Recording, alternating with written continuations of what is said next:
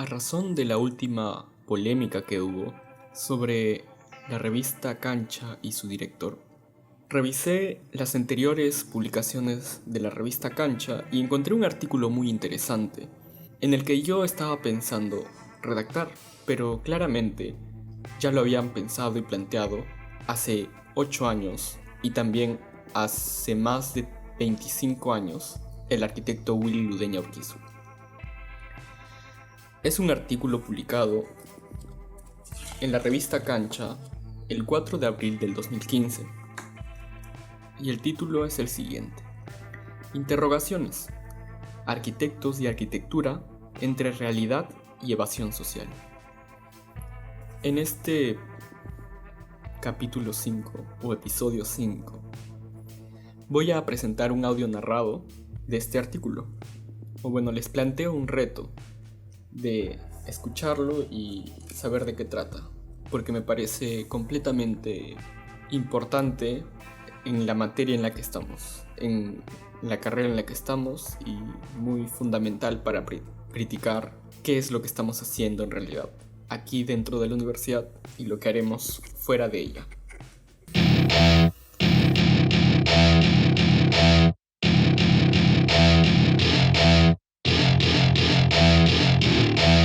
Bitácora inevitable.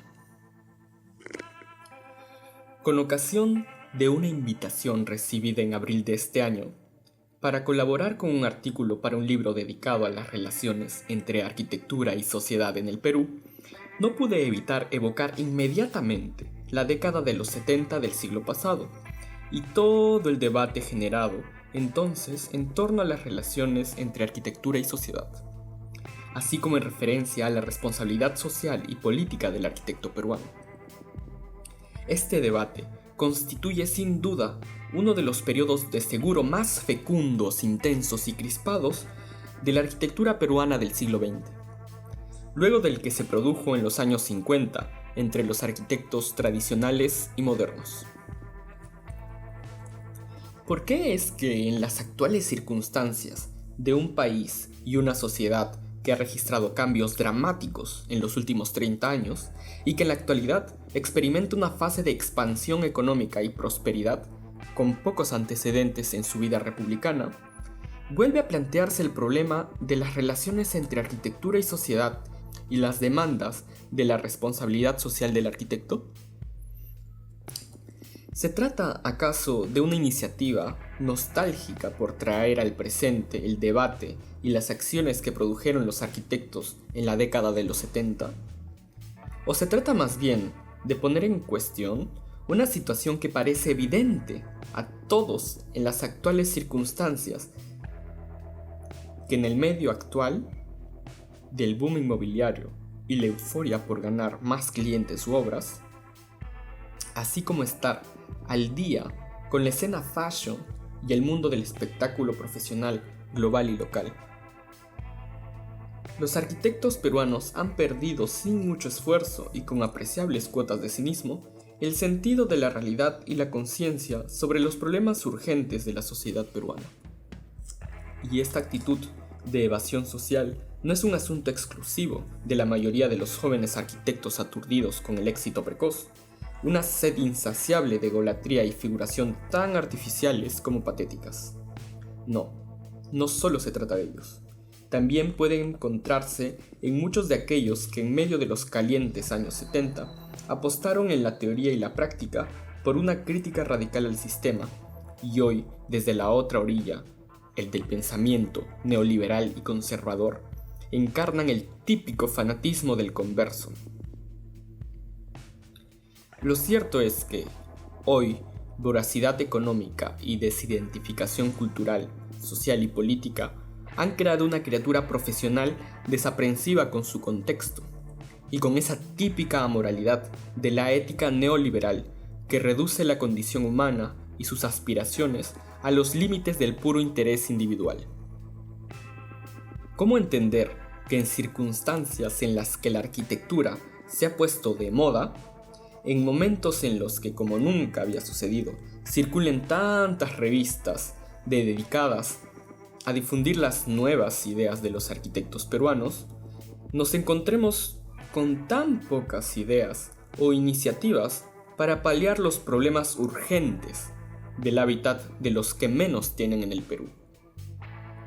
¿Cómo entender que mientras los arquitectos buscan desesperados en publicar su última casa de playa, o el último loft, o el restaurante lounge, la creatividad y la originalidad de la que hacen gala no haya producido siquiera una idea o alguna forma de solución para la reconversión térmica de las frías cabañas de los campesinos que habitan en el Perú de más de 3.500 metros sobre el nivel del mar, y que en cada friaje mueran decenas de niños a lo largo y ancho del Ande peruano? Cosa que ha sido objeto de numerosas propuestas por parte de ingenieros, sociólogos y diversos activistas sociales, menos arquitectos. Indolencia pura y dura. Si en los 70 la discusión giraba en torno a algo que no estaba en cuestión, debido a que la gran mayoría de arquitectos y estudiantes se encontraban insertos en alguna forma de praxis social y política de la arquitectura, se discutía más bien los métodos y mejores alternativas para que la responsabilidad social del arquitecto sea mejor canalizada. Hoy, en cambio, la discusión tiene un referente al revés. No existe casi nadie que esté involucrado en una interpretación o praxis social y política de la arquitectura. No solo no es tema, sino que los arquitectos piensan que tampoco debería serlo. Cinismo total. Enajenación intolerable en un país como el nuestro, con un hábitat urbano y rural en graves problemas y gente necesitada.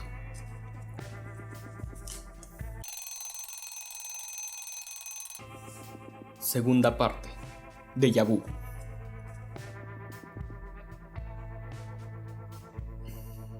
Al recibir la invitación para colaborar con el libro antes mencionado, se apareció una especie de déjà vu.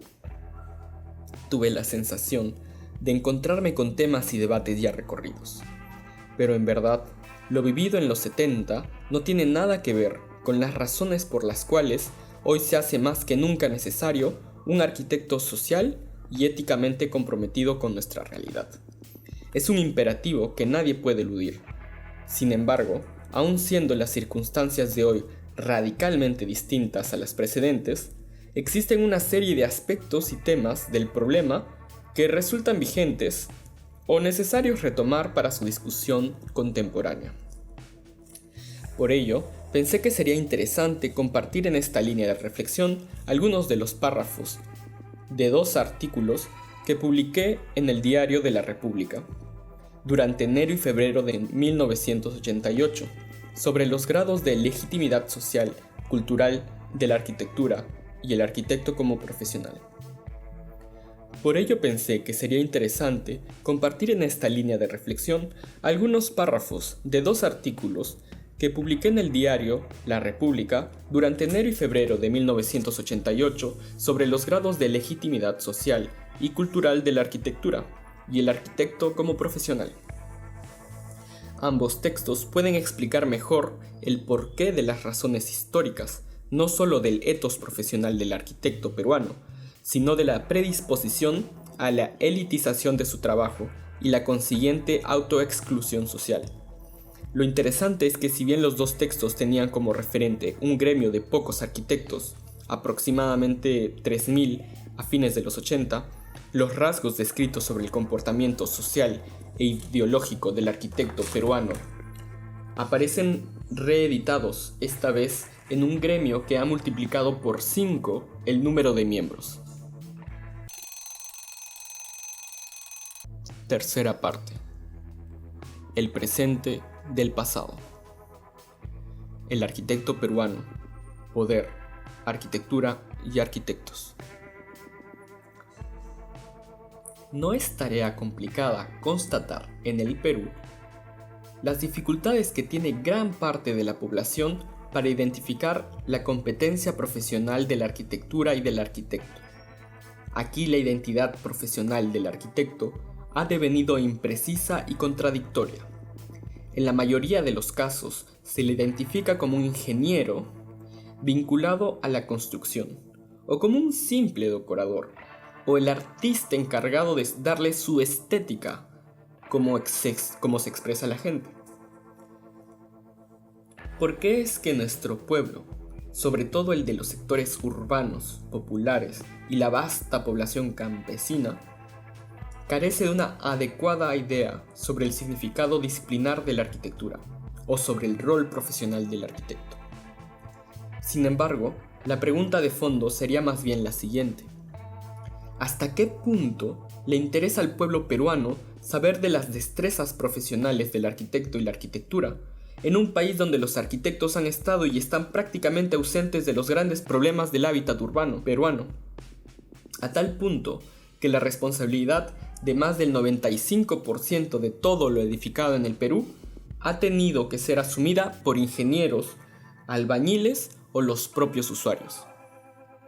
Si comparamos a la arquitectura con profesiones como la ingeniería civil, la medicina, tendremos que reconocer el bajo nivel de articulación social que tiene al interior de la sociedad peruana. Si comparamos la arquitectura con las profesiones como la ingeniería civil o la medicina, tendremos que reconocer el bajo nivel de articulación social que tiene al interior de la sociedad peruana. Y este fenómeno no solo se debe a que los beneficios de una intervención arquitectural se restrinjan a algunas zonas del país, existiendo otras donde la presencia del arquitecto es prácticamente nula. En el origen de esta situación está indiscutiblemente el modo particular de cómo en el Perú ha conseguido instituirse la arquitectura como una profesión particular y el arquitecto como un profesional formado específicamente para su ejecución. La formalización de una profesión conserva un estrecho vínculo con su institucionalización pedagógica. En este sentido, la conversión profesional de la arquitectura en el Perú es un fenómeno de nuestro siglo XX y, por tanto, un hecho relativamente tardío en términos latinoamericanos. Si bien la primera institución universitaria abocada exclusivamente a la formación de los arquitectos se crea recién en 1955 con la fundación de la Facultad de Arquitectura, Urbanismo y Artes de la UNI, estos venían formándose desde la creación en 1876 de la Escuela Especial de Ingenieros de Construcciones Civiles y de Minas. Entretanto, la organización gremial de los arquitectos tendrá su punto de convergencia en dos instituciones fundamentales: la Sociedad de Arquitectos, creada en 1937, y el Colegio de Arquitectos, fundado en 1967, en el marco del primer belaundismo. Desde su origen, la profesionalización de la arquitectura y el arquitecto ha estado identificada con los intereses del Estado y las clases dominantes. Hasta podría afirmarse que la arquitectura en términos de profesión es una hija legítima de la República aristocrática, en trance a su modernización. Es en este contexto y en virtud de estas razones que el arquitecto como profesional liberal nace y se realiza en el Perú como un personaje esencialmente identificado con el poder económico, social y político de turno. De este hecho, no solo puede dar cuenta la procedencia social de la mayoría de primeros y actuales arquitectos, sino también el destino social de la serie edificatoria desarrollada históricamente a su cargo.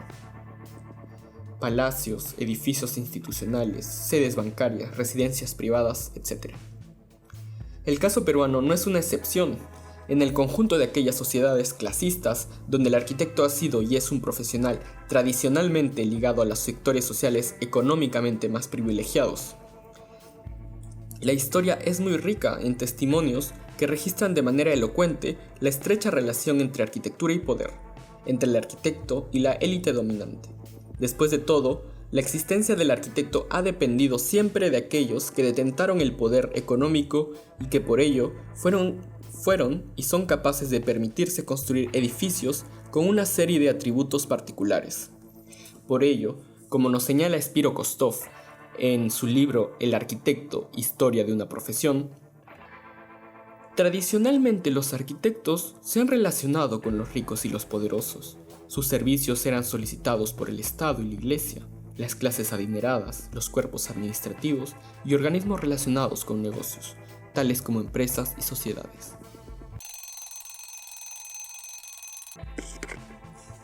Parte 4. El arquitecto peruano, un profesional prescindible. La orientación social y culturalmente excluyente del proceso de institucionalización y práctica de la arquitectura en el Perú resulta sin duda la causa central por la cual la arquitectura se ha constituido en nuestro medio como una profesión restrictiva, de élite. Por tanto, alejada de las expectativas y posibilidades de las grandes mayorías. Esta es la razón de fondo por las cuales en el Perú la competencia profesional de la arquitectura y el arquitecto carece de una consistente proyección social y por ende de una legitimidad y un reconocimiento en todos los niveles de la sociedad peruana. Aquí se explica finalmente el profundo desencuentro entre arquitectura formal y sociedad real, así como el sentido de una precaria institucionalización. No es pues que la arquitectura, como sostienen algunos arquitectos, se encuentre profesionalmente relegada y pervertida por la participación ilegal de los ingenieros o usuarios en la construcción de una serie de edilicia importante. El problema es rigurosamente al revés. Han sido los propios arquitectos quienes con su actitud excluyente y enclaustramiento limeño generaron un fenómeno previsible, la participación inevitable de otros agentes en la solución de aquellos problemas del hábitat de los cuales han estado y continúan ausentes los arquitectos, a pesar de ser problemas que les compete nominalmente. En un sentido, el arquitecto ha terminado siendo el principal responsable, no solo de la precaria legitimidad social de la profesión arquitectónica y por tanto de su no reconocimiento público como campo disciplinar y necesidad social, sino también de aquella imagen de frivolidad y extrañamiento social adjudicada al arquitecto por el común de la gente. Ciertamente, el Perú de hoy requiere un nuevo tipo de arquitecto, a menos que desee convertirse en una suerte de arcaísmo exótico. El arquitecto peruano no tiene otra posibilidad que hacerse otro tipo de arquitecto, pero no para afirmar la continuidad de viejos discursos, bajo formas nuevas, ni asegurar la supervivencia de esa vieja institución occidental llamada arquitectura, sino para formar una nueva especificidad disciplinar, un nuevo discurso, una nueva ética, acorde con nuestras propias vicisitudes. Así lo han entendido muchos arquitectos que desde hace un tiempo vienen comprometiéndose con la existencia vital del pueblo. No se trata, pues, de que la sociedad sea la que cambie para entender a la arquitectura y a los arquitectos. Son los arquitectos los llamados a modificar el sentido de su rol y presencia, no solo para encontrarse con los problemas históricos del hábitat peruano, sino también para obtener los réditos de una nueva legitimidad y reconocimiento por parte de la sociedad peruana, sobre todo por parte de quienes fueron tradicionalmente obviados por ese arquitecto de moda de Un Mundo para Julius. Quinta parte. El Perú, hoy y la arquitectura interrogada. La arquitectura de todo periodo, finisecular, se enfrenta casi siempre al imperativo de representar alguna forma de cambio. A veces, sin que ocurra tal fenómeno. No puede decirse lo mismo del Perú reciente, que le ha tocado pasar del terror y la crisis casi terminal de fines del siglo XX a ser un país de economía boyante y un futuro expectante a inicios del siglo XXI. Parecen dos países distintos, en menos de 3 décadas. ¿Realmente lo son? ¿O se trata del viejo truco redimido con nuevas luces, cambiar y cambiar para que todo siga igual? ¿Qué ha sido modificado en el modo de pensar y hacer de la arquitectura y el urbanismo en el Perú de hoy? ¿Ha sido y es la arquitectura peruana de hoy apenas una pantalla ilusiva que glorifica el cambio por el cambio mismo? ¿O representa la piel de una nueva y genuina transformación construida de innovaciones, originalidad y gestos social y ambientalmente inclusivos? Más allá de la controversia que puede generar este dilema y su correcta caracterización, existe en primer lugar un consenso en admitir que este periodo, que se inicia en los años 90, no representa otro episodio más de corta significación en la historia económica, social y política del Perú. Constituye un auténtico nuevo ciclo histórico de expansión que tiene y tendrá un impacto estructural en las distintas esferas de la vida social y material del país, incluyendo la arquitectura y el urbanismo que se produce. Los tres ciclos precedentes, en tanto ciclos económicos de larga duración, implicaron asimismo cambios dramáticos en la estructura socioeconómica y espacial del país y sus ciudades. La explotación del guano de islas dio origen al primer gran ciclo de expansión de la economía peruana en medio del siglo XIX. El segundo gran ciclo se extendió con pequeños intervalos, ralentización desde mediados de la década de los 80 del siglo XIX hasta fines de la década del 20 del siglo pasado. El tercer ciclo, el de la posguerra, tuvo lugar desde fines de la década de los 40 hasta mediados de la década de los 70 aproximadamente. Cada uno de estos ciclos trajo consigo ciclos dinámicos de expansión urbana e inmobiliaria en las ciudades del Perú. La ciudad peruana, con toda la arquitectura nueva y reciclada que se produce desde hace más de una década y media, se ha hecho decididamente otra ciudad.